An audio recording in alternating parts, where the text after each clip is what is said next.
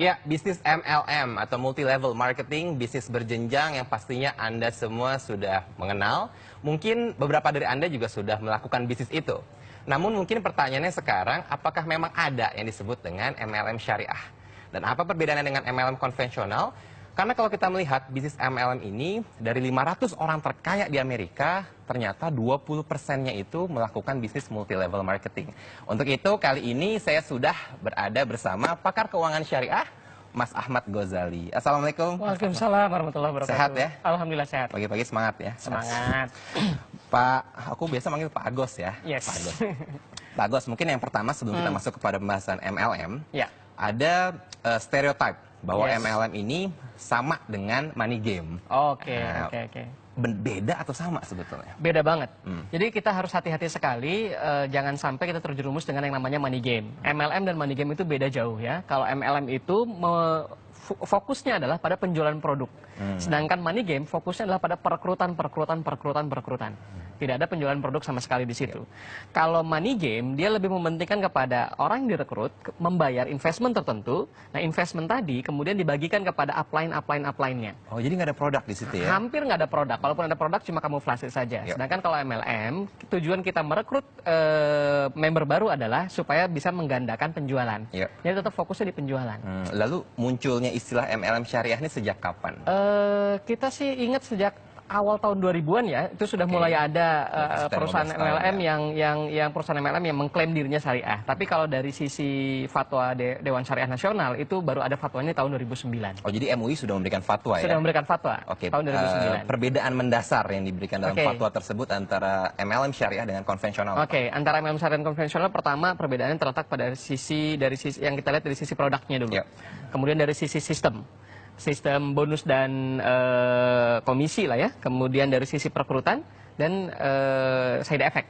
Efek sampingnya biasanya sih hedonisme segala macam. Nah, maksudnya efek samping itu gimana? Nah, efek Menarik. samping itu misalnya gini, pernah ada kejadian sebelum fatwa ini keluar, ada beberapa fatwa dari lembaga yang lain mengeluarkan tentang haramnya MLM karena melihat dari sisi efek sampingnya sangat buruk. Misalnya terjadi sikap hidup yang hedonis. Kemudian ada beberapa yang meninggalkan pekerjaannya, meninggalkan kewajibannya dalam pekerjaan demi untuk mengejar karir di MLM. Yep. Nah, ini yang kemudian dituangkan juga di fatwa ini supaya jangan sampai terjadi terlalu berlebihan dalam memberikan bonus, menjanjikan bonus sehingga seseorang malah meninggalkan tugas utamanya dalam bekerja. Oke, misalnya. lalu berarti ada fungsi Dewan Pengawas Syariah itu untuk menjamin bahwa hal-hal tersebut tidak terjadi seperti apa? Nah, Dewan Pengawas Syariah sama seperti Dewan Pengawas Syariah di lembaga keuangan lainnya memastikan bahwa transaksinya halal, produknya halal, kemudian juga mekanismenya halal, termasuk marketing plan-nya juga harus dievaluasi oleh Dewan Pengawas Syariah. Oke, bagi orang awam saat kita melihat antara marketing plan konvensional dengan syariah, Ya. bagaimana dia bisa tahu bahwa ini sesuai dengan syariat Islam? Memang agak sulit ya karena banyak sekali yang harus dilihat. Yang namanya marketing plan MLM itu banyak sekali. Tapi nomor satu dari sisi produk dulu deh. Harus halal. Halal, pastikan produknya memiliki sertifikasi halal. Yang kedua dari sisi sistem, pastikan bahwa orang yang gabung duluan dan orang gabung belakangan punya hak yang sama Yuk. dalam mendapatkan bonus. Jangan sampai orang gabung duluan pasti dapatnya lebih besar dibanding yang belakangan. Itu udah jelas tidak adil. Kemudian juga yang bisa dilihat lagi adalah dari sisi ketika menyelenggarakan seremoni-seremoni. Biasanya MLM ini kuat sekali kan di seremoni-seremoninya. Jangan sampai ada pengkultusan. Jangan sampai ada tindakan-tindakan yang menjerumus ke arah maksiat. Misalnya gelap-gelapan, cowok sama cewek nyampur-nyampur. Nah, ini kan juga bahaya gitu. Oke, lalu sekarang bagaimana tips dan triks nih bagi pemirsa di rumah yang sudah punya pekerjaan tapi ingin menambah ya uang jajan lah. Gimana dengan bisnis MLM syariah? Oke, saya rasa nomor satu yang harus kita perhatikan adalah jangan sampai terjerumus kepada yang namanya money game. Yep. Pastikan dulu bahwa Anda mengikuti MLM yang benar, bukan money game. Biasanya MLM itu terdaftar di APLI, Asosiasi Penjualan Langsung Indonesia. Tidak di sana fokus pada penjualan produk, walaupun kita merekrut orang itu adalah untuk memperbesar pasar kita, bukan untuk mendapatkan bonus dari rekrutmen. Ingat, bonus dari penjualan, itu dulu. Yang kedua, Anda cek lagi produknya, sudah halal atau belum. Karena kalau produknya tidak halal, artinya kita menjual barang haram. Kita terlibat juga dalam proses di situ, bahaya juga. Yang ketiga, baru kita lihat sistemnya. Kira-kira saya nyaman nggak di situ? Kira-kira adil nggak sih bahwa pekerjaan saya dihargai sekian bonusnya, upline saya dihargai sekian bonusnya, downline saya dihargai sekian bonusnya. Kalau kita merasa ada nggak adil nih, yang masuk duluan kok selalu dapat lebih besar, sedangkan saya kerja lebih keras misalnya, berarti ada sistem yang tidak bagus di situ. Berarti ya itu kita harus waspada juga dan Yes. aware bahwa memang ya ini mungkin tidak sesuai dengan bisnis MLM syariah. Iya, boleh gitu juga ya. dicek kemudian ke websitenya MUI. Di situ ada listnya kira-kira perusahaan apa saja yang sudah memiliki sertifikasi syariah. Oh, selain itu mungkin bisa langsung tanya langsung ke Mas Ahmad Ghazali ya. Boleh. Apa Twitternya atau ada apa yang bisa Boleh, dihubungi? bisa kontak saya via Twitter @ahmadghazali, AHMADGOZALI. Oke, nama singkatnya Agos. Yes. Oke.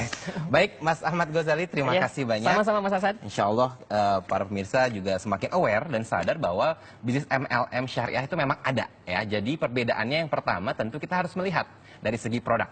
Produknya harus halal. Syubhat pun atau ragu-ragu tidak boleh, apalagi haram.